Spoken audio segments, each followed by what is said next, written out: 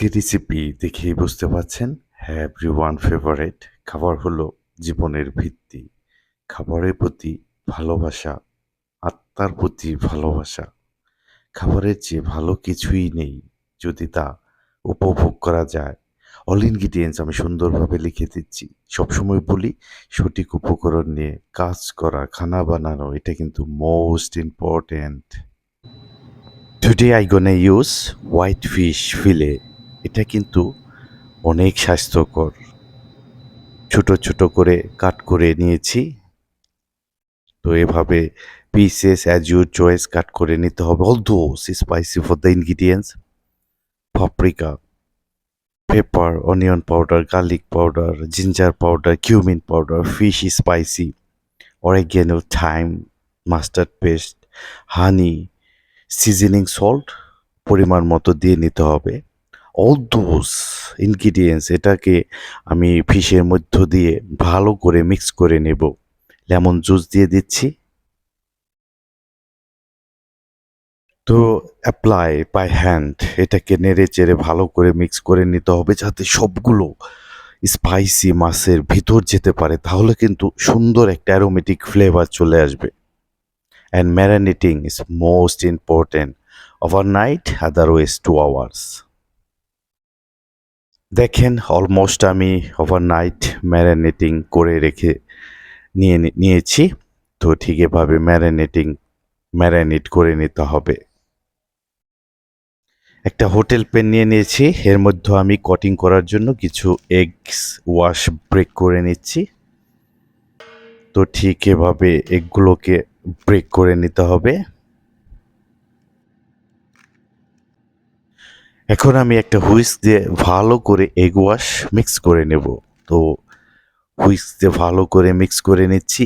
Whisk whisk whisk whisk whisk like that. Panko or any breadcrumbs you can use for that. White flour or regular flour, all purpose flour, any flour you can use for that. তো এর মধ্যে আমি কিছু paper, paprika, oregano, thyme, seasoning salt দিয়ে দিচ্ছি and ভালো করে mix করে নেব।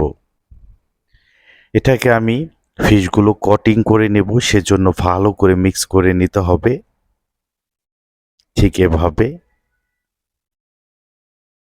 হেই ইউ গাইস, আসসালামু আলাইকুম। সবাইকে স্বাগত জানাচ্ছি আজকের এপিসোড। আমি শেফ কৌশিক আপনাদের সাথে আছি। আজকের রেসিপি অনেক রিকোয়েস্ট ছিল, এভরিওয়ান ফেভারিট। হোয়াইট ফিশ, সামুদ্রিক সাদা মাছ বলতে সাধারণত এমন মাছকে বোঝায় রং সাদা, চর্বি কম, স্বাদ হালকা মৃদু। এই মাছগুলো অত্যন্ত পুষ্টিকর এবং প্রোটিনের চমৎকার উৎস।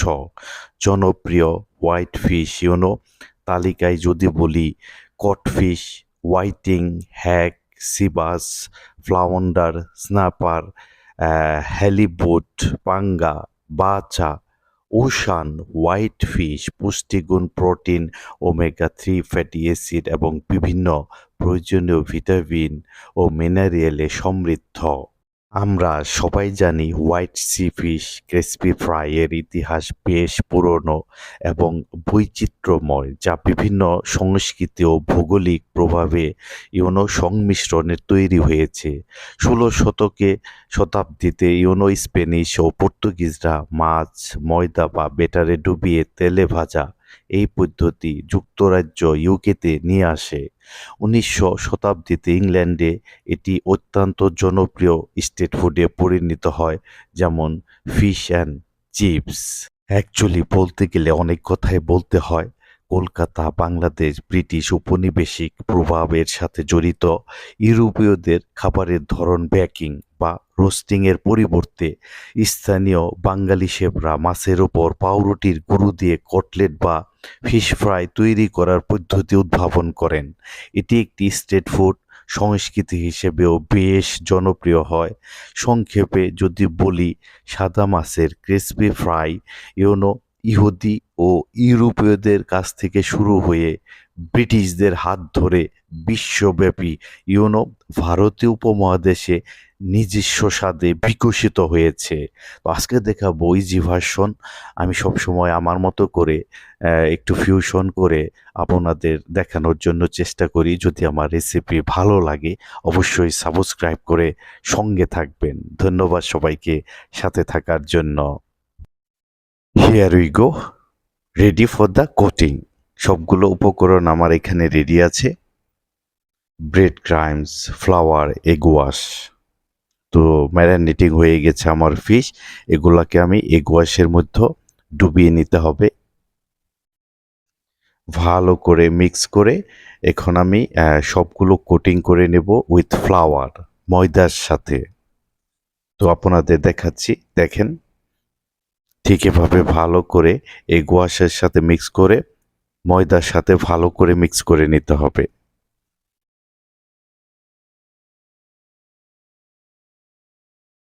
ঠিক এভাবে ওয়ান বাই ওয়ান ভালো করে কোট করে নিতে হবে। যত কোট ভালো হবে, মিক্স ভালো হবে, ততই ক্রিস্পি অ্যান্ড ক্রাঞ্চি হবে ফিশ ফিলে। তো এটাকে ফাইনালি আবারও আমি এগ ওয়াশের সাথে ভালো করে মিক্স করে নিতে হবে। তো এখন আমি final coating with bread crumbs. তো এটা আমি এখন ব্রেড ক্রাম্বসের সাথে মিক্স করে নেব।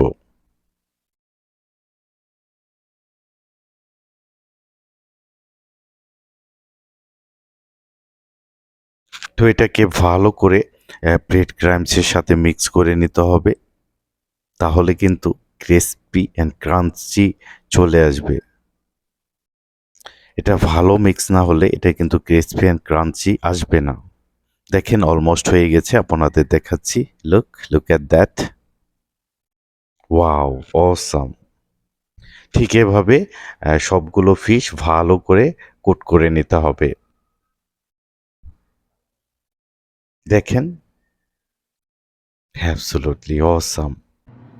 আজকে আমি ডিপ অয়েল ফ্রাই মেশিন ব্যবহার করছি। Start flame, temperature should be 350 to 370 degree Fahrenheit or 165 to 190 degree centigrade। তো সবগুলো ফিশ এভাবে আমি ফ্রাই করে নেব ক্রিস্পি অ্যান্ড ক্রাঞ্চি। তো সবগুলো ফিশ এক এক করে দিয়ে দিচ্ছি অয়েলের মধ্যে। দেখেন অলমোস্ট হাফ ডান হয়ে গেছে। তো এর মধ্যে আমি কিছু ফ্রেঞ্চ ফ্রাই দিয়ে দিচ্ছি। Look at that, almost done. তো হয়ে গেছে আমার crispy and crunchy fish fry. তো এখন দেখাবো কিভাবে প্লেটিং অ্যান্ড প্রেজেন্টেশন করতে হয়। Wow, look at that, look at that, really absolutely gorgeous.